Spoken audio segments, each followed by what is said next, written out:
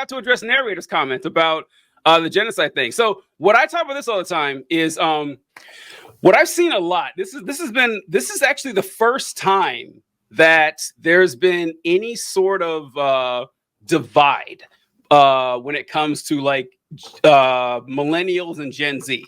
Like this is the first time I've seen like an actual schism. And so millennials, especially very old ones like myself, we are pretty much all on board with it. Yeah, we're definitely voting blue. And so, but you know, the younger, but I get it. Like if you're going to draw a red line, I'm not going to argue with you on that one. And so what I always tell people is that when it comes to this stuff is what I mentioned on the show is people spend a lot of time on persuasion when they should be focused on mobilization. Persuasion is a waste of your goddamn time. It is. You are never gonna yell at someone or even convince them, especially if you have someone who says that I will never vote for Joe Biden in a million years. That is one of two types of people. It is one, a dyed-in-the-wool Apple, bright red conservative or Trump supporter. Or two, most likely, it's going to be someone's like, yeah, I don't like the fact that he hasn't pulled the plug on Israel. And either way, you're not changing that person's mind. You're not. It's not going to happen. So don't bother trying to. It's not. Instead, go out and talk to the people who already are more likely to agree. Now, that's just an example, but this applies to everything about politics. And you're just going to waste your breath and your time and their time when someone's already made a decision like that. So I don't fault anyone for that. I don't. It's like, hey, that's your decision. Your vote is yours. Literally, no one. You are entitled to do whatever you want with it. But if you want to engage in stuff like this, focus on people who you can win over, and not people who've already made up your mind. That's all I say, man. But I say that all the time with the speech, but no one listens. But hey, whatever. I agree with you wholeheartedly. I will just add one thing to that, though. But if I am talking about a very real consequence of being elected president, that's not me fear mongering you. That's me discussing a very real consequence of an election. And that's not me trying to vote shame you or really tell you that you must do this, and this. It's really just to make sure that we're all aware of, okay, that's a conscious choice that you're making. This could very well be a consequence of that choice. And, that is what it is. Yeah. I think that it's when it comes to the choice there, and a narrator said, he commented again, TJ, he said, I'm not a millennial. I think we're getting letting down the younger generations. I work in the West Campaign by my capitalist job right now, which is what a great way to end that. That's such a good encapsulation. But the thing is, the whole not voting, it's game theory. It's prisoner's dilemma. Like it's very basic prisoner's dilemma, and you're like intentionally losing the prisoner's dilemma. It's like you have to have everyone agree to defect. And that's not going to happen because there's not enough of us for that to work.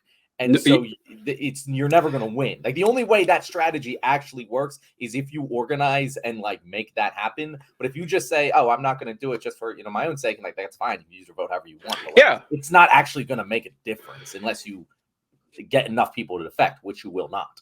It's something that we mentioned that whenever you're deep in politics and stuff, you're not even just a content creator. If you're just deep in politics, your friends or the people you talk to are likely to think a lot like you.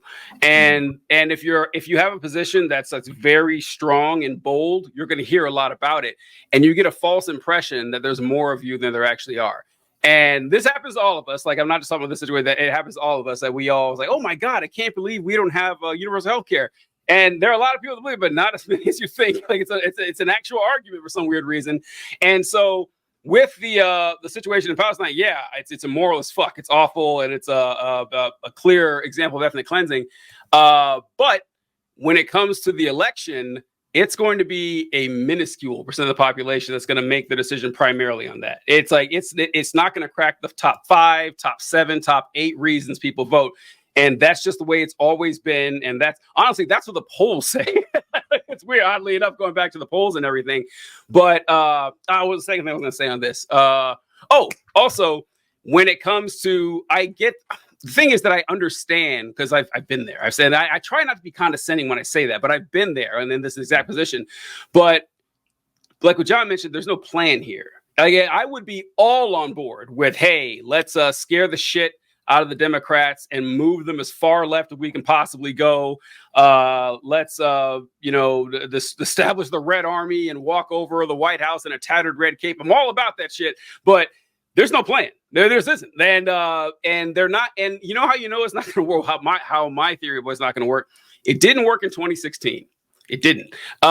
When everyone tried to push Sanders and everything. Okay, well now that we saw what happened with Trump, the Democratic Party is going to go full communist. Did not happen. It just didn't. And I don't see a battle plan to make it work now. So yeah, that's I would be more sympathetic to. Actually, I am very sympathetic to it, but I just don't see a way that it could work. And so if someone can give me a good plan, I'm willing to hear it, but I've yet to hear something that I believe is convincing. Even 10% odds, I might get behind it. But I know, right? It's just, it can't work. I see 0% in front of me. Oh, wait. So Cornell, what? No, I just like, do the thing is that I have a daughter. Like, I don't know. We all have our issues, right? That are near and dear to our heart. And I tell you, I cannot afford for me not to consider the women's rights and the women's autonomy just for the sake of our daughters. Like, that to me is a serious thing. And so that's my single issue. And it just has to be for the survival, I think, of the next generation of our girls. But we all have to do what we all have to do. I think that it makes more sense to engage and not to disengage when it's a zero-sum game. Like, I would be on board if somehow Trump was the better option for what's happening over there, but we all know that not to be true. So I don't quite understand. I don't understand it. And narrator is saying that the plan is Cornel West, and So here's the thing, narrator. I tremendously respect anyone like yourself working on third-party campaigns and trying to make them happen, because having a third-party candidate gain enough votes in order to establish a party and get funding is a very important stepping stone to fixing a lot of the issues we have. My problem with voting third party is that, again, it's game theory, and you're always going to lose, because in a first past the post electoral system, your people on a mass scale are forced to vote defensively, not offensively. And you cannot convince enough people to not vote defensively where you're actually going to win. So in the sense of a long-term party success plan, I can get behind that and like try and support that. What I don't see is any actual viable path to winning for any third-party candidate until we first implement ranked choice voting, so that a third party can actually be successful. Until then, I feel like it's putting the cart before the horse to vote third party, unless there is a candidate like a Ross Perot who you can actually get, I think it's 10% of the vote you need to get. But there's a viable reason to do this. Okay, but did he get any electoral votes? Zero. But exactly. He got zero. So he got the matching funds, which is an important thing for building a party platform. The party didn't do anything. And then what happened? He wasn't the guy. But the point here is that that is a 5% offshoot chance that I can take. But so could you take it in this time frame though, when you have Christo-fascism at the door? Like, it's different when Peter was running.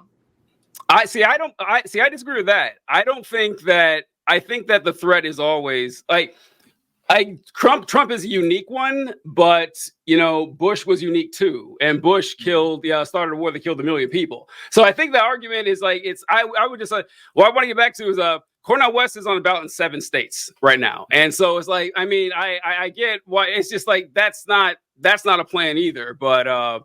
Anyway, we're getting off track here. We got to get back. And Nara, I want to be very clear. I want you to keep doing what the fuck you're doing. I want you to keep fighting that fight, and I will fight there with you.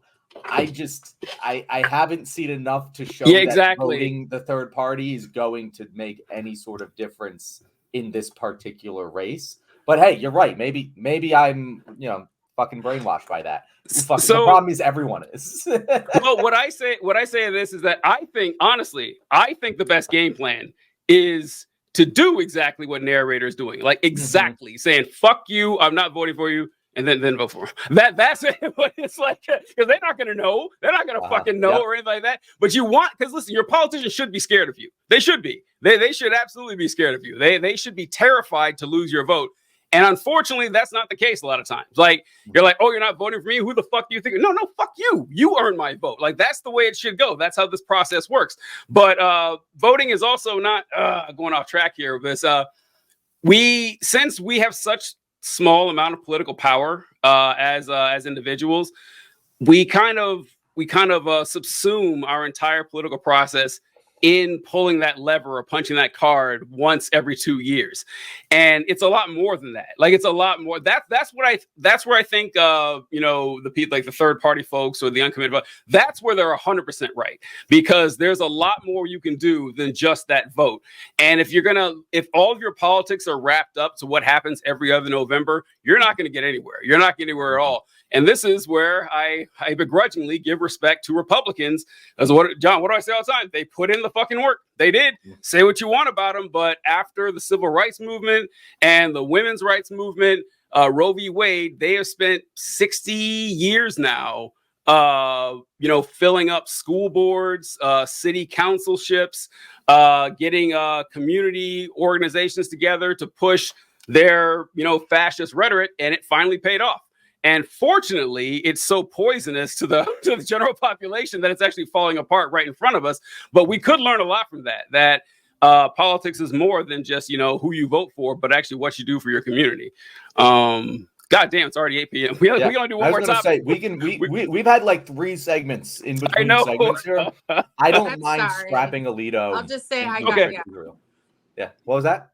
I got us off track, didn't I? No. This happens. No, it's fine. No, this happens every week. Don't worry. Yeah, don't feel bad. The first time won't be the last time. Yeah, don't feel bad. All right, guys. Once again, if you have made it to the end of this video, congratulations. You are our favorite viewer. You, right now. No, not the next person who makes it to the end of this video. You. Thank you very much. If you haven't done it already, please like and subscribe. And if you liked what we had to say today, that probably means you liked what Miss Care Bear had to say today. So how about you tell our audience where they can find you? They can find me on TikTok. It is my 3rd account because, TikTok loves to ban people. I am Care Bear 3.0. I am on Twitter or X at MPLS Care Bear. I am also on Threads, although I always forget to post. And I do a little Sunday live on TikTok every Sunday at 12 o'clock Central, where we take an hour and just talk about politics and whatnot. So would love to have you guys join in there. Fantastic. Thank you, Carrie. Thank you, John. We appreciate you guys watching the show. All 4 of us, TJ, John, Carrie, and Wolfie. We really appreciate you coming in. It's been a good time. Catch you next time.